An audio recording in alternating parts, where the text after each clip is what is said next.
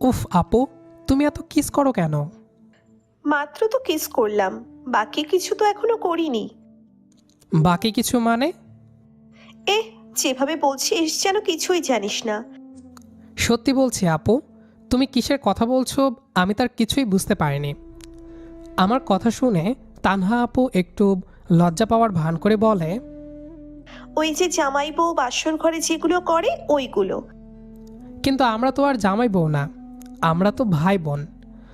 আমার কথা শুনে তানহা আপুর মুখটা গোমড়া হয়ে গেল। তখন আপু রেগে বলে, চুপ কর, তুই সবসময় এরকম পানসে কথা বলিস কেন? তোর কি একটুও ইচ্ছে হয় না? তোর কি আমাকে একটুও ভালো লাগে না? না হলে কি কেউ এভাবে একটা মেয়েকে মুখের উপর আমরা ভাই বোন বলতে পারে? আপু তুমি এভাবে রেগে যাচ্ছ কেন? আমি কি ভুল কিছু বলেছি? আমরা তো সত্যিই ভাই বোন। তোমার রাগটা আমার কাছে খুব মিষ্টি লাগে, সত্যি। কিন্তু ওইসব কথা কেন বলছো? মিষ্টি লাগে? তোর কাছে সবটাই ফাজলামো মনে হয় না? সব সময় এরকম ছেলে মানুষের মতো থাকবি তুই? আমি তোর মামাতো আপু, তাই না? কিন্তু তুই কি জানিস আমার কাছে তুই কি? ছোটবেলা থেকে আমি শুধু তোকেই পাশে দেখতে চেয়েছি, তোকেই ভালোবেসেছি। তানহা আপুর কথা শুনে আমি তো যেন আকাশ থেকে পড়লাম। আপু এটা কি বলল? উনি আমাকে ভালোবাসে? কিন্তু এটা কি করে সম্ভব? উনি তো আমার থেকে 3 বছরের বড়। আমি তখন আপুকে বলি, আপু তুমি কী সব বলছো? এটা কখনো সম্ভব না। তুমি আমার থেকে 3 বছরের বড়। তাছাড়া পরিবারে কেউ মেনে নিবে না।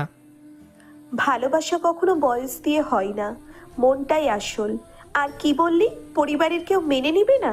তুই শুধু একবার বল তুই আমাকে ভালোবাসিস, আমাদের পরিবারকে রাজি করানোর দায়িত্ব আমার। না আপু, আমি রাজি হতে পারবো না। তানহা আপু হঠাৎ যেন রেগে গেল। আপু চেয়ার থেকে উঠে দাঁড়িয়ে বলে, কি বললি? রাজি হবি না? এতক্ষণ সুন্দর করে বলছিলাম তাই। আমি যে তোকে কিছু করব না সেটা ভাবিস না। ভালোই ভালোই রাজি হয়ে যা, না হলে। আরে আপু, তুমি কেন বুঝতে পারছো না? আমি তোমাকে সব সময় বড় বোনের চোখে দেখেছি। বড় বোনের চোখে দেখেছিস তো কি হয়েছে?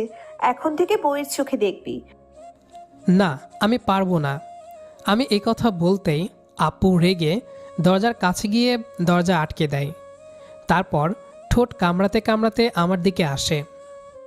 আজকে তোকে কেউ আমার হাত থেকে বাঁচাতে পারবে না, চান্দু।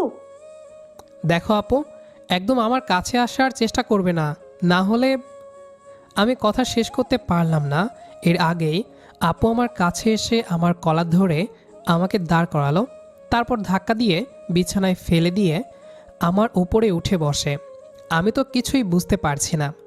তখনই তানহা আমার ঠোঁটজোড়া দখল করে নেয়। আমি ছোটার চেষ্টা করি, কিন্তু বারবার শুধু ব্যর্থ হয়ে যায়। এরপর কতক্ষণ যে এভাবে চলল ঠিক জানা নেই। কিছুক্ষণ পর ওর দরজায় কেউ নক করলে আপু দ্রুত আমার ওপর থেকে উঠে পড়ে। আমি ওর সাথে সাথে উঠে আবার পড়ার টেবিলে বসে পড়ি। আপু দরজা খুললে দেখি কাজের মহিলা এসেছে। ও আপুকে বলে, ম্যাডাম মানে আমার আম্মু ডাকছে সন্ধ্যার নাস্তার জন্য। আপু তখন আচ্ছা বলে ভেতরে আসে। আপু আমার দিকে তাকাতেই হাসা শুরু করে। কি হয়েছে, এমন হাসছো কেন? আপু তখন আমার হাত ধরে আমাকে আপুর কোলে বসিয়ে ফোনের ক্যামেরার সামনে ধরে। তখন নিজেকে দেখে তো আমি অবাক হয়ে যাই। আসলে আমার পুরো ঠোঁটে আপুর লিপস্টিকের দাগ লেগে আছে। আপু তখন তার ওড়না দিয়ে আলতো করে আমার ঠোঁট মুছে দেয়। ঠোঁটে লেগে থাকা লিপস্টিকের দাগটা তখন তানহা আপু ওর ওড়না দিয়ে আলতো করে মুছে দিচ্ছিল। তখন আমার বুকের ভেতর কেমন একটা তোলপাড় শুরু হলো। কিছুক্ষণ আগে আমার সাথে যা ঘটল তা যেন আমি স্বপ্নেও ভাবিনি। এই তানহা আপু যে সবসময় আমাকে শাসন করে, মিষ্টি করে বকা দেয়, সে কিনা আজ এমন কাণ্ড করে বসলো। আচ্ছা, এখন নিচে চল, নাস্তা করে নিবি। আর সাবধান, যদি এখনকার কোনো কথা বলতে যাস তাহলে। এই তানহা আপু যে সবসময় আমাকে শাসন করে, মিষ্টি করে বকা দেয়, সে কিনা আজ এমন কাণ্ড করে বসলো।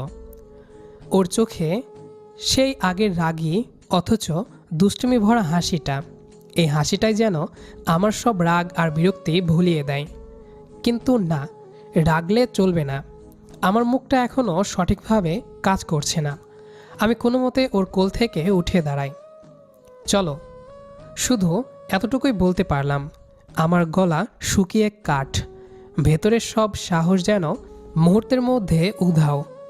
ওর কাছে এখন আমি একজন শিকারের মতো, আর ও হলো সেই শিকারী। নিচে নামার সময় সিঁড়িতে আমার পাশে এসে দাঁড়ালো আপু। কানে ফিসফিস করে বলল, কি হলো, এখনো চুপ করে আছিস কেন? তোর রাগ হয়নি নাকি অন্য কোনো অনুভূতি হচ্ছে? আপু এটা ঠিক না, তুমি যা করেছো, প্লিজ আর কখনো এরকম করবে না। কবে কি করব সেটা তুই ঠিক করে দিবি? ভুলে যাস না, তুই আমাকে ভালোবাসিস না বললেও আমি কিন্তু তোকে ভীষণ ভালোবাসি। আজ যেটুকু হলো সেটা ছিল তোর না বলার শাস্তি। আর পরের বার শাস্তিটা আরো বেশি মিষ্টি হবে। আমার হাতটা নিজের হাতের মুঠোয় নিয়ে ও এমনভাবে চেপে ধরলো যেন বোঝাতে চাইল, এখন থেকে তুই আমারই সম্পত্তি। তারপর ডাইনিং রুমে যেতেই দেখি আমার বাবা মা আর মামামি, অর্থাৎ আপুর বাবা মা সবাই গল্প করছে আর নাস্তা করছে। আমরা যেতেই আমার আম্মু হেসে আপুকে বলে, কিরে তানহা, আবির ভালোভাবে পড়ছে তো? ফুপি, এই বেয়াদবটা বারবার শুধু পালিয়ে যেতে চাই। তাহলে তুমিই বলো আমি কি করে ওকে পড়াবো? শেষে এমন অবস্থা হয়েছে আমি দরজা আটকে রেখেছিলাম যাতে পালাতে না পারে। এই কথা শুনে তো আমি পুরো অবাক। আমি এমনটা কখন করলাম? সেখানকার সবাই এগুলো শুনে হাসছে। একদম ঠিক করেছিস তানহা, এখন থেকে দরজা দিয়ে রাখবি, তাহলে আর পালাতে পারবে না। তুই যে কদিন আছিস আবিরকে একটু ভালোভাবে পড়া। ফুপি, তুমি চিন্তা করো না, আমি ভালোভাবেই পড়াবো। প্রয়োজন হলে সারা রাত পড়াবো। না না, সারা রাত পড়ানোর দরকার নেই, নাহলে পরে দুজনেই অসুস্থ হয়ে পড়বি। আমরা তখন বসে পড়ি। তারপর নাস্তা করে আমি একটু ড্রয়িং রুমে বসে যেই টিভিটা অন করছিলাম তখনই আপু বলে ওঠে, এই, তুই যদি 1 মিনিটের মধ্যে রুমে না আসিস তাহলে এক্ষুনি আমি ফুপির কাছে বিচার লাগাবো। কোন মাইনকার চিপায় পড়লাম রে ভাই। আসলে তানহা আপুরা কয়েকদিনের জন্য আমাদের বাসায় বেড়াতে এসেছে। আপু যখনই বাড়িতে আসে তখনই আম্মু আপুকে বলে আমাকে পড়াতে, আর আমিও রাজি হই। কিন্তু আপু আমাকে পড়াই কম আর এগুলো করে বেশি। কোনগুলোর কথা বললাম সেটা নিশ্চয়ই আপনারা বুঝতে পেরেছেন। আমি তখন আর দেরি করলাম না, রুমের দিকে পা বাড়ালাম। পরে আম্মুকে কি বানিয়ে বলে ফেলে সেই ভয়ে আমি রুমে ঢুকে ভেতরে গিয়ে দেখি কেউ নেই। ঠিক তখনই পেছন থেকে তানহা দরজা লাগিয়ে দেয়। আসলে ও এতক্ষণ দরজার পাশেই লুকিয়েছিল। তখন তো কাজের লোকটার জন্য বেঁচে গিয়েছিলি, কিন্তু এখন কিভাবে বাঁচবি? দেখো আপু, এসব করা কিন্তু একদম ঠিক হচ্ছে না। তানহা আপুর মুখের দিকে তাকিয়ে কথাটা বলার পর আমার গলাটা ভয়ে শুকিয়ে গেল। এই আপুটা 1 মিনিটের মধ্যে তার পুরো রূপ পাল্টে ফেলতে পারে। 1 সেকেন্ড আগে হয়তো মিষ্টি হেসে আমার মায়ের সাথে কথা বলছিল, আর এখন তার চোখে দুষ্টুমি আর জোরের এক অদ্ভুত মিশ্রণ। সে দরজা লাগিয়ে আমার দিকে এমনভাবে এগিয়ে আসছিল যেন আমি কোনো নিরীহ শিকার আর সে হলো ক্ষুধার্ত শিকারী। ঠিক হচ্ছে না, কিন্তু আমার কাছে তো খুব ঠিক মনে হচ্ছে। চান্দু, তুই জানিস আমার কাছে কি মনে হচ্ছে? মনে হচ্ছে আমার ভালোবাসাটাকে তুই পাত্তা দিচ্ছিস না। আর ভালোবাসার মানুষকে যখন কেউ পাত্তা দেয় না তখন তাকে বাধ্য করতে হয়, তাই না? আমি পিছিয়ে যেতে চাইলাম, কিন্তু পেছনেই টেবিল। আমার পিঠ টেবিলে ঠেকে গেল। আপু তখন 2 হাত দিয়ে আমাকে দুপাশ থেকে আটকে ধরল, যেন সে নিজেই আমার জন্য একটা দেওয়াল। আপু প্লিজ, আমি আমি এসবের জন্য প্রস্তুত না। তুমি কেন বুঝতে পারছো না? আমি সবসময় তোমাকে আমার বড় আপুর মতোই সম্মান করে এসেছি। বড় আপু? আজও তুই এই কথাটা বললি আবির? সে নিচু স্বরে বলল, কিন্তু সেই স্বরের আঘাত যেন আমার বুকে বাজল। গত 15 বছর ধরে আমি তোকে বড় আপুগিরি করে আসিনি, আমি তোকে ভালোবেসেছি।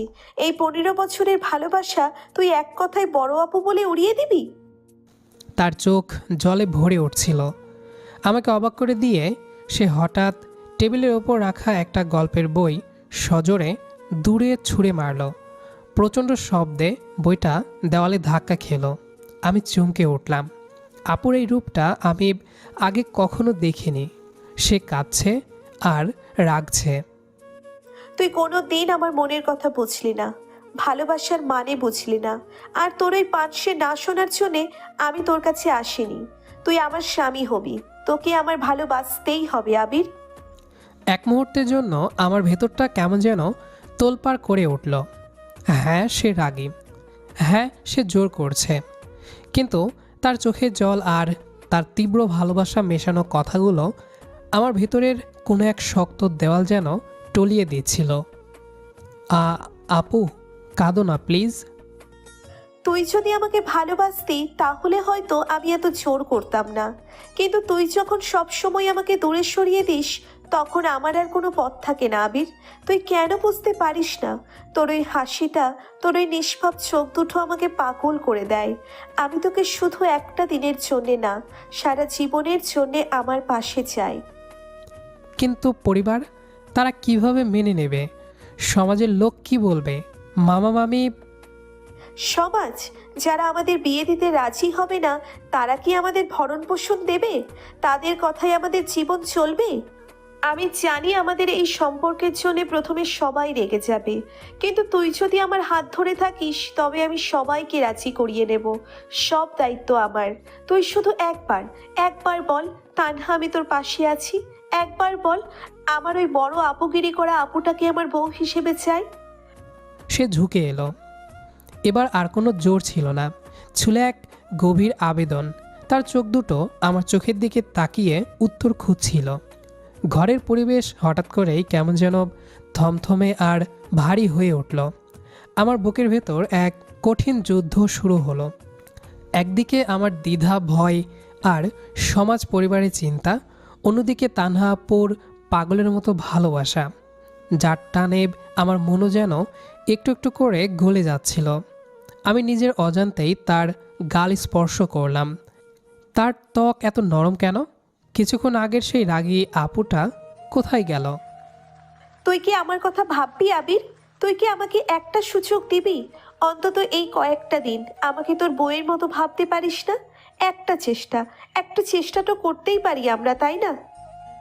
যদি চেষ্টা করিস তবে কথা দিচ্ছি এই শাস্তির চেয়েও লক্ষ গুণ বেশি মিষ্টি উপহার পাবি। আমি তখনও দ্বিধায় ভুগছি, কিন্তু আমার হাতটা তখন তানহার পিঠ জড়িয়ে ধরেছে। আমি সত্যিই জানি না কেন আমার ভেতর থেকে যেন একটা দুর্বল কণ্ঠস্বর বেরিয়ে এলো। আচ্ছা ঠিক আছে। সত্যি তুই রাজি আবির? আমার মাথা নাড়ানো ছাড়া আর কোনো উপায় ছিল না। আমার ভেতরটা যেন হঠাৎ করে ভয় আর উত্তেজনায় ভরে গেল। কিন্তু কিন্তু তোমাকে কথা দিতে হবে, তুমি আর জোর করবে না, অন্তত আমি যতক্ষণ না পুরোপুরি প্রস্তুত হচ্ছি। ঠিক আছে, কথা দিলাম আমি আর কোনো জোর করব না। কিন্তু আবির, মনে রাখিস সুযোগটা কিন্তু আমি নষ্ট হতে দেব না। এই কয়েকটা দিনে আমি প্রমাণ করে দেব কেন আমি তোর বউ হতে চাই। এই কথা বলেই সে হঠাৎ আমার ঠোঁটে একটা হালকা চুমু খেলো, যা ছিল আগেরটার চেয়ে সম্পূর্ণ আলাদা, নরম, মিষ্টি আর সতর্ক।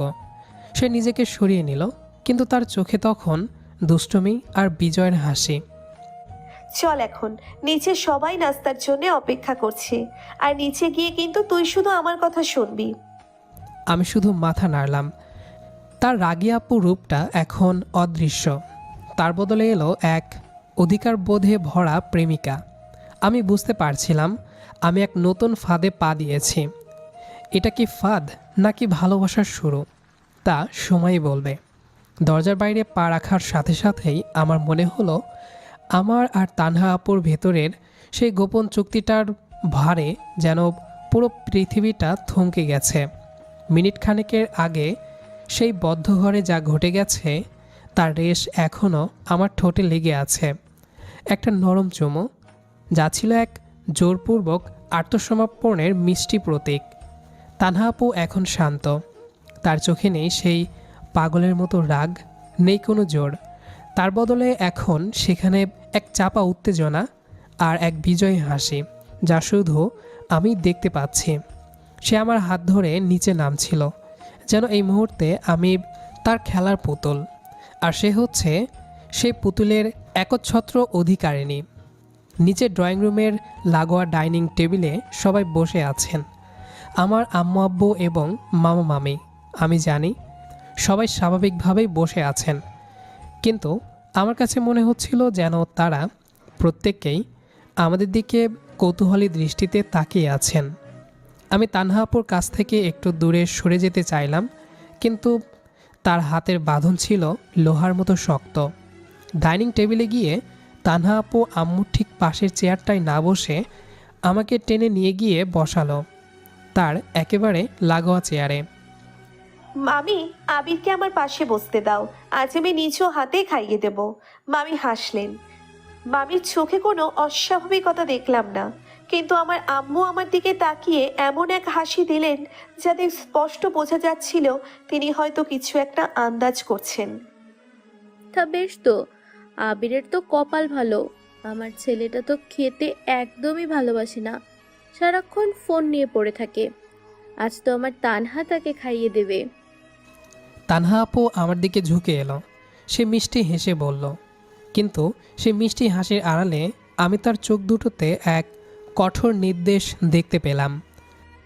চুপচাপ খা চান্দু, এখানে কোনো বড় আপু নেই, আছে শুধু তোর হবু বউ। আর বউয়ের কথা না শুনলে কিন্তু শাস্তি পেতে হবে, মনে আছে তো? আমি ভয়ে এবং অস্বস্তিতে মাথা নিচু করে ফেললাম। তানহা আপু তারপর সবার সামনে প্লেটে নিজের হাতে মাছ ভাত তুলে নিয়ে আমার মুখের সামনে ধরল। এই প্রথমবার সে সবার সামনে আমার প্রতি এমন অধিকার দেখাচ্ছে। আমার গলা দিয়ে খাবার নাম ছিল না। আমি চারপাশে তাকালাম। আমার আব্বু হাসছেন, মামা মামি নিজেদের মধ্যে কথা বলছেন। কেউ বুঝতে পারছে না এই মাছ ভাতের প্রতিটি গ্রাসে মিশে আছে তানহা আপুর তীব্র অধিকার আর আমার অসহায়তা। হে আবির, আজ তো তোর কোনো কথাই নেই। সাধারণত তানহার সাথে তোর খুনসুটি লেগেই থাকে, আজ এত চুপ কেন বাবা? তানহা আপু সুযোগটা কাজে লাগালো। ফোপা, আসলে কি জানেন, ওকে এখন বেশি কথা বলতে বারণ করেছি। সামনে ওর পরীক্ষা, তাই মনোযোগ দিয়ে পড়া দরকার। আমি ওকে বলেছি শুধু আমার কথা শুনবে আর পড়বে। পরীক্ষা? আমার তো কোনো পরীক্ষা নেই, কিন্তু আমি প্রতিবাদ করতে পারলাম না। প্রতিবাদ করলেই যে সে রাতে আবার কোন শাস্তির নাম করে জোর করবে, সেই ভয় আমাকে একদম চুপ করিয়ে দিল। খাবার শেষে আব্বু আম্মু বেড়াতে এসেছেন, তাই তারা মামা মামির সাথে গল্প করতে বসলেন। আমি সুযোগ বুঝে নিজের ঘরে পালাতে চাইলাম, কিন্তু তানহা আপু আমার পথ আগলে দাঁড়ালো। কই যাচ্ছিস স্বামী? আপু, আমি একটু পড়তে যাচ্ছিলাম, তুমি বলেছিলে না? বলেছি তো, কিন্তু আমার ঘরটা তো তোর ঘরের চেয়ে বেশি শান্ত। চল একসাথে পড়া যাক। আর শোন, সে আরেকটু কাছে এলো, এমনভাবে যেন শুধু আমার কানের কাছেই তার কথাগুলো পৌঁছায়। আজ রাতে কিন্তু তোর আলাদা করে শোবার কোনো সুযোগ নেই চান্দু। কালকে তুই আমাকে একটা সুযোগ দেওয়ার কথা বললি, মনে আছে তো? চল এখন থেকে শুরু করি। আজ তুই আমার ঘরে। আমার বুক ধড়ফড় করে উঠল। তার মানে সে তার প্রথম পদক্ষেপ এখনই নিচ্ছে? আমি তাকে কি বলে থামাবো? আমার দ্বিধা, ভয় আর এক গভীর তীব্র উত্তেজনা সব মিলিয়ে আমার মস্তিষ্ক কাজ করা বন্ধ করে দিল। আমি শুধু ফিসফিস করে বলতে পারলাম, কিন্তু মামা মামি দেখলে কি হবে? তারা তো জানে তাদের আদরের মেয়েটা কত রাগী আর চেপি। আমি তাদের বুঝিয়ে নেব, তুই শুধু আমার দিকে তাকিয়ে থাক, যা হবে সব আমার দায়িত্ব। এই কথা বলেই সে আমাকে আবার হাতে ধরলো এবং টেনে তার ঘরের দিকে নিয়ে গেল। আমার মনে হচ্ছিল আমি যেন কোনো টানেলের ভেতর দিয়ে চলেছি, যার শেষে কি অপেক্ষা করছে তা আমি জানি না। মুক্তি নাকি এক মিষ্টি ফাঁদ। তানহাপুর ঘরের দরজা বন্ধ হলো। এক মুহূর্তের জন্য মনে হলো যেন বাইরে জগতের সব শব্দ আর চিন্তা এই রুমের সিলিং ফ্যানের নিচে এসে থমকে গেছে। দেওয়ালগুলো যেন আমাদের নতুন গোপন সম্পর্কের সাক্ষী। তানহা আপু দরজা লক করে আমার দিকে ঘুরল। তার মুখে এখন আর কোনো দুষ্টু হাসি ছিল না, ছিল এক দৃঢ় অচঞ্চল সংলাপের ছাপ। দেখ আবির, এখন কোনো দ্বিধা নয়, কাল সকালে আন্টি আঙ্কেল চলে যাবেন, আর তার আগে আমাদের এই ব্যাপারটা পরিষ্কার করে ফেলতে হবে। কি পরিষ্কার করবে আপু? আমি আমি বুঝতে পারছি না। নাটক করিস না চান্দু, তুই তো জানিস আমরা কি নিয়ে কথা বলছি। তুই আমাকে একটা সুযোগ দিবি বলেছিস, আর আমি সেই সুযোগটা নিতে দেরি করতে চাই না। চল এখনই নিচে যাই। এখনই? আমার বুকটা ধড়ফড় করে উঠল। আমি ভেবেছিলাম সে হয়তো আমাকে তার ঘরের ভেতর কোনো মিষ্টি উপহার দিয়ে তার অধিকার প্রমাণ করবে, কিন্তু এত দ্রুত পরিবারের সামনে ব্যাপারটা টেনে আনবে তা আমি ভাবিনি। আপু প্লিজ একটু ধীরে, আমরা আর একটু সময় নেই। এভাবে হুট করে বললে সবাই খুব রেগে যাবে। রেগে তো যাবেই, রাগ করার অধিকার তাদের আছে, কিন্তু মনে রাখিস ভালোবাসা জেদ করতে শেখায়। আর তুই আমাকে একটা কথা দিয়েছিস, তুই আমার পাশে থাকবি। এখন সেই কথা রাখার সময়। সে এক মুহূর্ত অপেক্ষা না করে আমার হাত ধরল এবং দরজার দিকে হাঁটতে শুরু করলো। তার দৃঢ়তা দেখে আমার মনে হলো যেন সে নিজেই পুরো একটা সেনাবাহিনী। সে যা করার সিদ্ধান্ত নিয়েছে সেখান থেকে তাকে কেউ ফেরাতে পারবে না।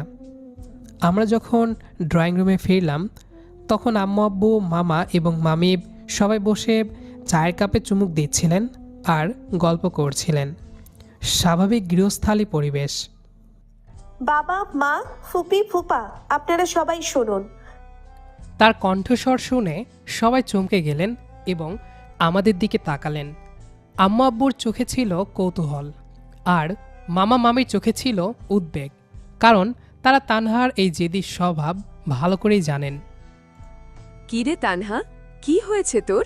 এভাবে হাঁসফাঁস করছিস কেন? তানহা আপু তখন আমার হাতটা আরও শক্ত করে ধরল, যেন সে সবার সামনে ঘোষণা করছে যে আমি তার সম্পত্তি। আমার কান গরম হয়ে আসছিল।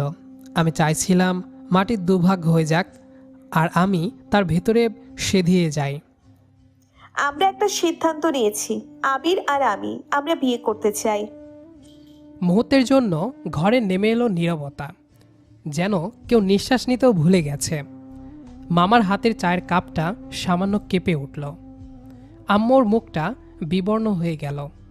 প্রথম কথা বললেন আম্মু, মানে ফুপি। তার চোখ দুটো যেন রাগে আর দুঃখে জ্বলছিল।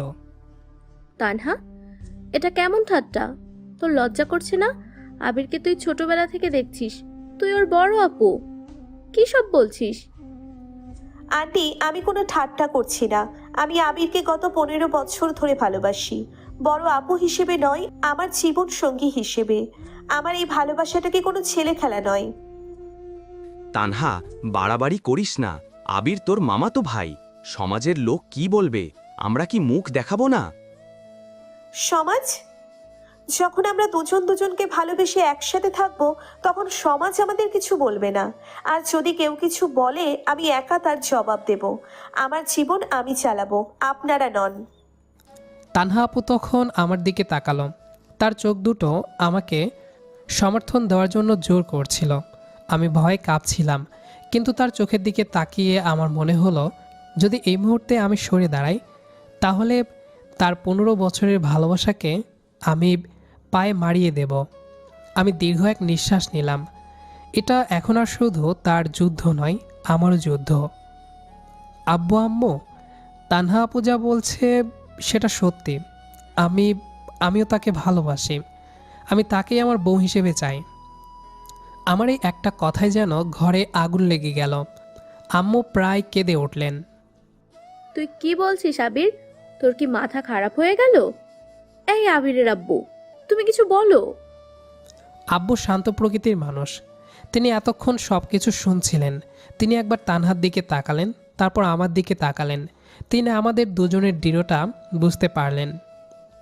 তানহা, আবির, তোরা আমাদের বড় ভুল বোঝাবুঝির মধ্যে ফেলে দিলি। এই সম্পর্ক এত সহজ নয়। আমরা এটা নিয়ে কথা বলবো, অনেক কথা বলার আছে।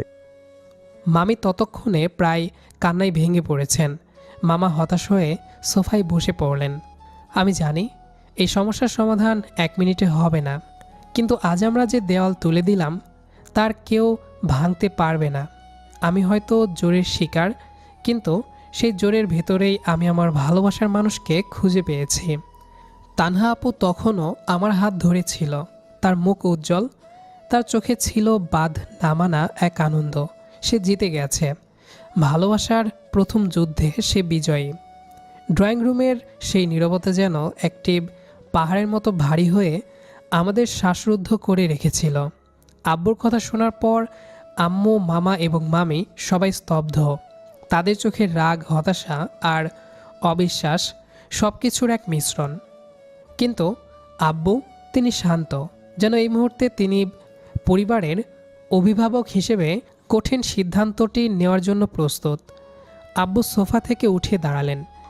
তিনি প্রথমে মামা মামির দিকে তাকালেন, তারপর আম্মুর দিকে। তার দৃষ্টি ছিল স্থির। আমি জানি এই সম্পর্ক স্বাভাবিক নয়, সামাজিক দৃষ্টিকোণ থেকে এর অনেক বাধা আছে, কিন্তু আমি একটা জিনিস স্পষ্ট দেখতে পাচ্ছি, তানহা আর আবির, এদের দুজনের চোখেই নিজেদের প্রতি গভীর টান আছে। বিশেষ করে তানহা, তার ভালোবাসাটা 15 বছরের, আর সেটা কোনো ছেলে খেলা নয়। আব্বু তখন আমাদের দিকে তাকালেন। আমার বুক তখনও জোরে জোরে ধাক্কা দিচ্ছে। ঠিক আছে, তোরা যেহেতু দুজন দুজনকে এতটা ভালোবাসিস, তাই আমরা রাজি। তোরা নিজেরা যদি সুখে থাকতে পারিস, সেখানে আমাদের কোনো সমস্যা নেই। আব্বুর এই কথাগুলো শুনে মনে হলো যেন পুরো ঘরের বাতাস এক লহমায় হালকা হয়ে গেল। তানহা আপু আনন্দে আমার হাতটা আরও জোরে চেপে ধরল। আম্মু সঙ্গে সঙ্গে প্রতিবাদ করতে চাইলেন। কি বলছো তুমি? এত সহজে মেনে নেবে? অন্তত আরো কিছুদিন ভাবা উচিত ছিল। আর ভেবে কি হবে? ওরা যদি আজ নাও শুনে, কাল পালাবে।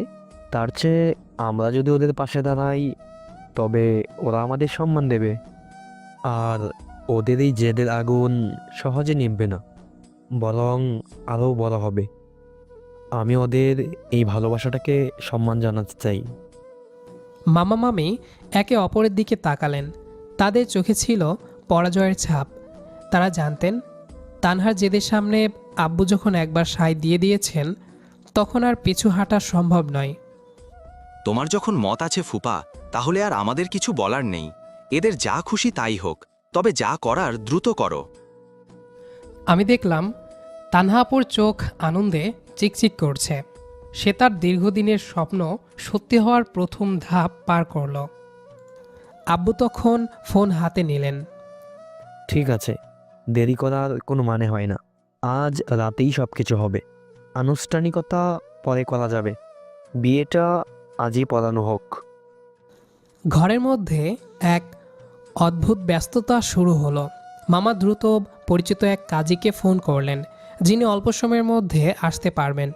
আম্মু আর মামি চোখে জল নিয়েও দ্রুত কিছু মিষ্টি মুখ এবং আনুষাঙ্গিক জিনিসপত্র গোছাতে লাগলেন। সবাই যেন এক ঘোরের মধ্যে কাজ করছেন। আমি তখনও এক প্রকার ঘোরের মধ্যে। মাত্র কয়েক ঘন্টা আগেও আমি ছিলাম আমার মামাতো বোনের সাথে এক গোপন যুদ্ধের শিকার, আর এখন আমি সেই বোনের সাথেই বিয়ের পিঁড়িতে বসতে যাচ্ছি। আমার দ্বিধা, ভয় সব কিছু যেন এই আকস্মিক সিদ্ধান্তের নিচে চাপা পড়ে গেল। রাত তখন প্রায় 10টা। কাজী সাহেব এলেন। সাধারণ পোশাক, কিন্তু পবিত্রতার এক আবহাওয়া। কাজী সাহেবের সামনে বসে আছে তানহা আপু, আর ঠিক তার পাশে আমি। আমার চারপাশে আমার পরিবার, যারা কিছুক্ষণ আগেও এই সম্পর্ককে ঘৃণা করছিল, আর এখন তারাই এই সম্পর্ককে বৈধতা দিতে প্রস্তুত। কাজী সাহেব যখন জিজ্ঞেস করলেন, আপনি কি আপনার স্বামী হিসেবে আবিরকে কবুল করতে রাজি? তানহা আপু বিন্দুমাত্র দ্বিধা না করে দৃঢ় কণ্ঠে উত্তর দিল, কবুল। আর যখন আমার পালা এলো, আমার মনে পড়ল তানহার সেই পাগলের মতো ভালোবাসা, তার চোখের জল, আর আমার হাত ধরে তার সেই প্রতিশ্রুতি। সব দায়িত্ব আমার। আমি ভয় নয়, বরং এক নতুন দায়িত্ববোধে স্থির হলাম। কবুল। কাজী বললেন, আলহামদুলিল্লাহ, বিয়ে সম্পূর্ণ হলো। হ্যাঁ, বিয়ে সম্পূর্ণ হলো। আমরা স্বামী স্ত্রী। তানহা আপু আমার দিকে তাকালো। তার চোখে এখন আর কোনো জেদ নেই, আছে কেবল গভীর প্রেম আর অধিকার। সে এক মুহূর্ত অপেক্ষা না করে সবার সামনেই আমার হাতটা নিজের হাতে তুলে নিল। এখন থেকে তুই শুধু আমার আবির। আমি জানি আমার জীবন এখন সম্পূর্ণ নতুন মোড় নিয়েছে। আমার রাগী মামাতো আপু এখন আমার স্ত্রী। আমার এই পথ চলা কেমন হবে তা শুধু সময়ই বলবে। বিয়ে সম্পন্ন হওয়ার পর সবাই চলে গেলেন। পরিবারের সবাই খুশি হলেও তাদের মধ্যে এক ধরনের চাপা অস্বস্তি ছিল, যা স্বাভাবিক। কিন্তু তানহা আপু না, এখন থেকে আমার তানহা। তার চোখে ছিল শুধু স্বস্তি আর জয়। আনুষ্ঠানিকতা শেষ হতেই সে আমাকে প্রায় জোর করেই তার ঘরে নিয়ে এলো। এই ঘর যেখানে কিছুক্ষণ আগেও ছিল আমার ভয় আর তার জেদ, আজ সেই ঘরটায় আমাদের বাসর ঘর। দরজা বন্ধ হলো। বাইরে জগতের সব আলো, শব্দ আর সংশয় যেন বাইরেই থেকে গেল। ভেতরে শুধু আমরা দুজন। আমি তখনও কিছুটা নার্ভাস। বিয়ের ধকল আর পুরো পরিস্থিতির আকস্মিকতা আমাকে যেন আচ্ছন্ন করে রেখেছিল। তানহা এসে দরজার কাছে দাঁড়ালো। তার মুখে আজ কোনো হাসি ছিল না, ছিল এক গভীর আবেগ। সে তার শ্বশুরবাড়ির দেওয়া নতুন বেনারসি পরা। এখনো কি তুই আমাকে ভয় পাস আবির? আমি তার দিকে তাকালাম। এই প্রথম আমি দেখলাম তার চোখে কোনো অধিকার বোধ বা জোর নেই, আছে কেবল ভালোবাসা আর অপেক্ষা। ভয় পাই না, তবে আমি এখনও বিশ্বাস করতে পারছি না এত তাড়াতাড়ি সবটা হয়ে গেল। আর আমি এখনও জানি না আপু মানে তানহা, আমি তোমাকে কতটা ভালো। সে আমার কথা শেষ করতে দিল না। দ্রুত হেঁটে এসে আমার মুখের ওপর আলতো করে তার একটা আঙ্গুল রাখলো। তোকে বলতে হবে না আবির, আমি তোর চোখ দেখেই বুঝে গেছি তুই আমার জেদের কাছে হারিসনি, তুই তোর মনের কাছে হেরেছিস। তার কথায় কোনো অহংকার ছিল না, ছিল শুধু চরম সততা। আমি জানি আমি তোকে অনেক জোর করেছি, কিন্তু আমার মনে হয়েছিল যদি এভাবে জোর না করি তবে তুই আমার 15 বছরের ভালোবাসাটাকে কখনো স্বীকার করবি না। তোকে হারানোর ভয় আমাকে পাগল করে দিয়েছিল। তুই বিশ্বাস কর, আমি কখনো তোকে কষ্ট দিতে চাইনি, আমি শুধু তোকে চেয়েছিলাম আমার পাশে। তানহার চোখে জল ভরে উঠল। এই প্রথম আমি তার কান্না দেখলাম, যা রাগের নয়, অনুশোচনার। আমার ভেতরে শেষ দ্বিধাটুকুও যেন এই জলে ধুয়ে গেল। আমি সেই বড় আপুর প্রতি জমে থাকা সম্মান, ভয় আর স্নেহ সব কিছু যেন এক গভীর ভালোবাসায় রূপান্তরিত হলো। আমি তার হাতটা ধরলাম। আর না তানহা, কাঁদছো কেন? এখন তো আমি তোমার পাশে আছি, আর তুমি আমার স্ত্রী। এই কথা বলার সাথে সাথেই তার মুখে সেই মিষ্টি হাসি ফিরে এলো, যা আমি তার রাগের আড়ালে প্রায় ভুলেই গিয়েছিলাম। সে ধীরে ধীরে আমার দিকে এগিয়ে এলো। আমার স্বামী। সে তখন আমার কাঁধে হাত রাখল। আমরা একে অপরের খুব কাছে। তার নিঃশ্বাস আমার মুখে এসে পড়ছে। এই নৈকট্য ছিল সম্পূর্ণ অন্যরকম, অধিকার, সম্মতির, ভালোবাসার। আমি আর নিজেকে ধরে রাখতে পারলাম না। আমার ভেতরকার সব দ্বিধা দূর হয়ে গেল। আজ এই মুহূর্তে আমার সামনে সে শুধু আমার স্ত্রী, যে আমার জন্য পরিবারের সাথে লড়াই করেছে, যে পাগলের মতো আমাকে ভালোবেসেছে। আমি তাকে নিজের কাছে টেনে নিলাম। ঘর জুড়ে নেমে এলো এক পবিত্র নীরবতা।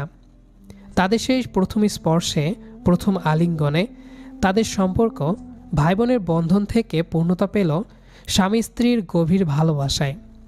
আমাদের 15 বছরে জমে থাকা আবেগ, ভয় আর প্রতীক্ষার অবসান ঘটল ভালোবাসার এক রোমান্টিক মুহূর্তে। রাত গভীর হলো, আর সেই বাসঘরে ভালোবাসার জয় হলো। সেই রাতে আমি বুঝলাম তানহা জেদি হতে পারে, রাগী হতে পারে, কিন্তু তার চেয়েও বেশি সে একজন প্রেমময় স্ত্রী। আমার জীবন শুরু হলো তার বাহুডোরে, যেখানে কোনো জোর নেই, আছে শুধু অসীম ভালোবাসা আর চিরস্থায়ী সুখ। তো দর্শক বন্ধুরা, আমরা গল্পটির শেষ প্রান্তে চলে এসেছি। আমাদের আজকের গল্পটি আপনাদের কাছে কেমন লেগেছে সেটা অবশ্যই কমেন্ট করে জানাবেন, কেননা আপনাদের এক একটি কমেন্ট আমাদের পরবর্তী ভিডিওর জন্য অনুপ্রেরণা যোগাবে। তাই অবশ্যই কমেন্ট করে জানাবেন গল্পটি কেমন হয়েছে। দেখা হবে আবারও নতুন কোনো গল্প নিয়ে। সে পর্যন্ত আমাদের সাথেই থাকবেন। আর আমাদের আজকের গল্পটি যারা শেষ পর্যন্ত শুনেছেন সবাইকে অসংখ্য ধন্যবাদ।